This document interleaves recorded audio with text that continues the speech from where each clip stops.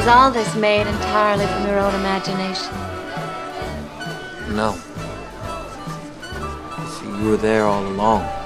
When you heard that Baz was going to do The Great Gatsby, but in 3D with, you know, Jay-Z and booty popping in a speakeasy, what did you think? Because I would have never put that together, but it worked. Oh, it totally works. It totally works. I mean, I heard Baz Luhrmann 3D The Great Gatsby, and I was like, that's amazing. I'll never be in a film like that. And then somehow ended up getting an audition. So it just seems so. I never thought I'd be in a film where Jay-Z does the soundtrack. Set in the like 20s, that's too. not my what I imagined. It's amazing. Yeah, you know, and you talk a lot about the audition process, and I feel like you're just very, very modest, but everybody said Baz and Leo, the second you walked out, they knew that you were Daisy.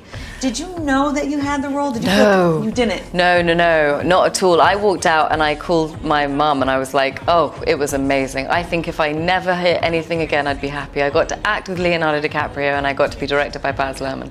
I had no idea that it was going any further than that.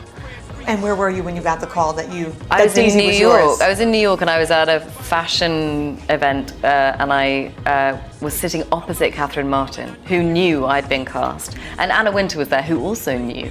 But neither of them said anything, obviously. And Catherine wouldn't look at me. And I thought, well, great. So I haven't got the job. So I was trying to leave the room at the end of the party and she came over with a phone and she took me by the hand and she went, someone who wants to talk to you. And I took her phone and there was a pause and then Baz said, hello, Daisy. And I went, no, you're kidding, no. And they just burst into tears. So it was a pretty dramatic way to find out, but so perfect for this. That's so amazing. Yeah, it's really I love sweet. that story. Yeah. You know, let's get into the mind of Daisy a little bit. Do you think that Daisy would have ever run off with Gatsby? I don't know. I don't think so. I think also one thing that's so easy to forget is that she has a child, which is as easy to forget in the film as it is in the novel because it's just not referenced. Nick doesn't talk about her and neither does Daisy. So she has a kid. I think that she sees something dangerous in Gatsby at the end of and something unstable. And I think she's always going to go to the strongest force. It says it describes her as saying that she's led by the strongest. She needed something to move her, something strong, and Tom Buchanan is that force. So I think whoever's the strongest man will always get her. In prepping for this interview, I did a little research on how you prepped for your role. Oh. And I heard about these letters that you received. Yeah, Can you tell me about them? yeah. So when we started talking about Daisy, Baz wanted to talk a lot about Zelda Fitzgerald and a lot about Ginevra King, who are these two women that Fitzgerald based Daisy on.